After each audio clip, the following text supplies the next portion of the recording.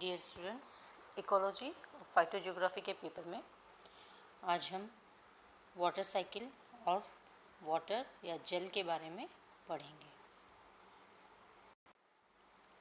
जैसा कि हम जानते हैं कि जितने भी जीव जो इस धरती पर उपस्थित हैं, उनके जीवित रहने के लिए और इनके जीवन को निरंतर गतिशील रखने के लिए जल एक आवश्यक पदार्थ है। हम यह भी जानते हैं कि सजीवों की जो समस्त जैविक क्रियाएं होती हैं वो जल के माध्यम से ही संपन्न होती है। किसी भी प्रक्रिया के द्वारा मृदा में उपस्थित जल की मात्रा में बढ़ोतरी होने को वर्षण या अवक्षेपण कहते हैं। अवक्षेपण क्या है? किसी भी प्रक्रिया से अगर मृदा में जल की मात्रा जो उपस्थित है उसमें बढ़ोतरी होती है तो उसे वर्षण या अवक्षेपण कहते हैं। अब यह वर्षण किस वजह से हो सकता है, क्या क्या इसके प्रकार हैं?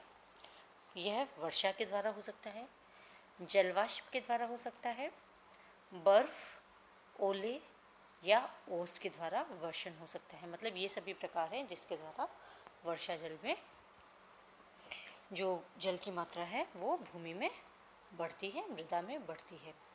सभी सजीव कोशिकाओं का जीव द्रव्य भी जल एक आवश्यक घटक होता है उसके अंदर। इसके साथ ही जल एक यूनिवर्सल सॉल्वेंट भी होता है जिसके अंदर बहुत ज़्यादा विलयन बन सकते हैं। यूनिवर्सल सॉल्वेंट कहते हैं जिसके अंदर विभिन्न पोषक तत्व घुलनशील अवस्था में एक विलयन के रूप में पादप शरीर में उपस्थित रह सकते हैं। कोशिका में भी सभी उपाचयिक प्रक्रियाएं द्रव्य माध्यम में भी होती है और उसमें भी जल की सक्रिय भूमिका होती है। इस तरह जल खनिज लवणों के अवशोषण में भी सहायक है। जीवों की समस्त जैविक क्रियाएं जल पर ही निर्भर करती हैं। वैसे तो हम ये जानते हैं कि पृथ्वी में 71% 71% या 3/4 हिस्सा जल ही होता है और शेष 29% है वो भूस्थल का होता है। परंतु ये जो समुद्री जल है यह मनुष्य के जीवन में काम नहीं आता है और जो मीठा जल है जो कि सजीवों और मनुष्यों के दैनिक उपयोग में आता है वह केवल 0.27% के लगभग ही है। यह जमीन के नीचे विभिन्न परतों में स्थायी रूप से पाया जाता है और यह सजीवों को अवक्षेपण के रूप में प्राप्त होता है। तो यह जो जल सजीवों को अवक्षेपण या वर्षा जल के रूप में प्राप्त होता है यह वायुमंडल से वर्षण के रूप में पृथ्वी पर आता है। पृथ्वी से पुनः वायुमंडल में वाष्पोत्सर्जन व जलाशयों के वाष्पीकरण द्वारा वापस पहुंच जाता है। इस प्रकार जल एक निश्चित चक्र में वायुमंडल और पृथ्वी पर निरंतर बहता रहता है। इसका अभिगमन पृथ्वी से वायुमंडल और वायुमंडल से पुनः पृथ्वी की ओर निरंतर होता रहता है। तो पृथ्वी और वायुमंडल के बीच जो ये निरंतर कार्यशील इस चक्र को क्या कहते हैं? जलीय चक्र। ठीक है। वैसे तो पृथ्वी पर 70% वाटर पाया जाता है और नियरली 30% लैंड पाया जाता है, परंतु जो यूज़फुल वाटर है, जो मीठा जल है जो कि मनुष्यों और सजीवों के लिए उपयोगी है, वो केवल 0.27% ही पाया जाता है जो कि विभिन्न स्रोतों से मनुष्य को प्राप्त होता है। तो प्रकृति में सजीवों को जो उपलब्ध होने वाला जल है वो वर्षण या अवक्षेपण के द्वारा आता है। यह वायुमंडल से वर्षा के रूप में पृथ्वी पर आता है और पृथ्वी से जलाशयों के वाष्पीकरण द्वारा वापस पहुंच जाता है। तो इस तरह से जो पूरा चक्र बनता है इसको जलीय चक्र कहते हैं या फिर हाइड्रोलॉजिकल साइकिल कहते हैं। जलीय चक्र क्या है? जलीय चक्र का अधिकांश हिस्सा पृथ्वी की सतह और वायुमंडल में बीच वर्षा, वाष्पोत्सर्जन और वर्षण द्वारा संपन्न होता है। ठीक है। यह वर्षा के द्वारा, वाष्पोत्सर्जन के द्वारा या वाष्पन के द्वारा पृथ्वी और वायुमंडल के बीच में सर्कुलेट होता रहता है। पृथ्वी पर जो वर्षा के रूप में जल प्राप्त होता है वो 1 जियोग्राम है। इसमें से जो है 1 जियोग्राम धरती की सतह पर और 3.46 समुद्र और महासागरों में वर्षा के रूप में गिरता है। वर्षा है जो धरती पर भी होती है और समुद्र महासागरों में भी होती है। तो इस तरह से इसमें से 1 जियोग्राम तो धरती की सतह पर और 3.46 जियोग्राम है वो महासागरों की सतह पर वर्षा के रूप में गिरता है। धरती की सतह पर जो वर्षा जल गिरता है उसमें से 0.2 जियोग्राम जो जल की मात्रा है वो बह जाती है। 0.6 जियोग्राम जल है वो वाष्पन हो जाता है, वायुमंडल में पहुंच जाता है। और सिर्फ 0.2 जियोग्राम जो होता है वह धरती के नीचे सतह पर चट्टानों के बीच में जमा होता है।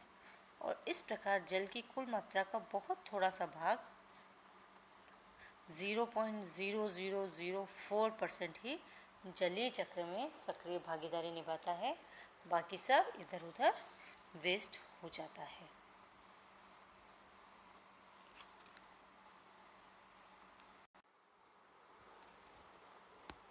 अब हम ये चित्र देख रहे हैं जो कि प्रकृति में जल चक्र को दर्शाता है।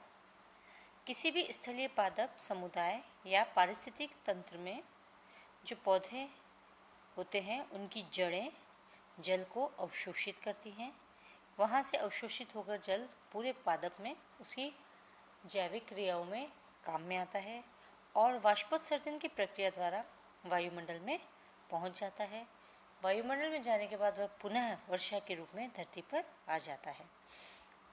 इस तरह से एक कंप्लीट वाटर साइकिल या जल चक्र बनता है।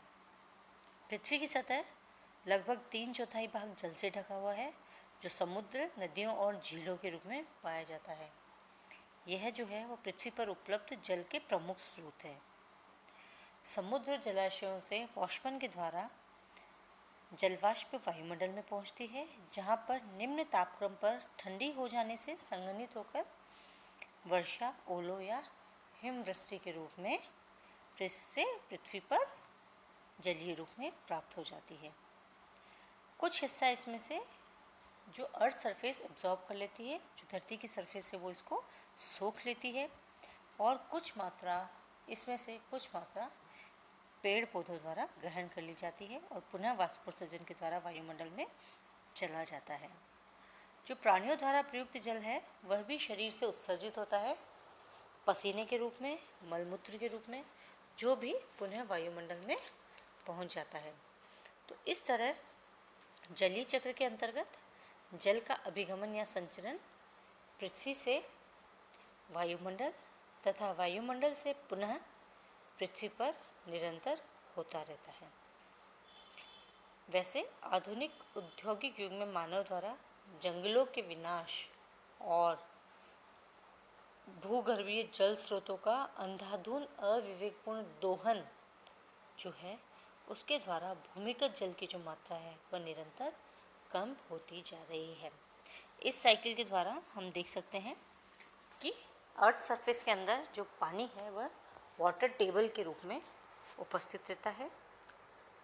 पौधे की जड़ें इस वाटर टेबल से या पृथ्वी से जल ग्रहण करती है और पौधे की जो पत्तियां हैं वो अपनी सरफेस से, अपनी सतह से इसका वापस वाष्पन कर देती है या ट्रांसपिरेशन कर देती है। पुनः जो समुद्र है, समुद्र तल से भी वाष्पीकरण होकर जल उड़ जाता है और इवेपोरेट होकर एटमॉस्फेयर में चला जाता है। ये जो दोनों तरह से ट्रांसपिरेशन और इवेपोरेशन के द्वारा जो जल वायुमंडल में जाता है वह वायुमंडल में निम्न तापक्रम होने के कारण वर्षा की बूंदों के रूप में, ओलों के रूप में, बर्फ़ के रूप में इस तरह से पृथ्वी की सतह पर पुनः आ जाता है। तो वायुमंडल और पृथ्वी के मध्य इस तरह जल चक्र बन जाता है। यह प्रकृति में स्वनिर्मित जल चक्र है,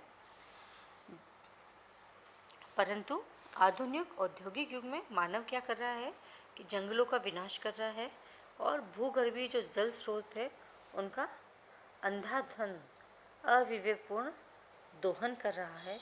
इस वजह से भूमिगत जल की मात्रा निरंतर कमी होती जा रही है, क्योंकि जितना जल दोहन होता है उससे कम जल भूमि अवशोषित कर पा रही है।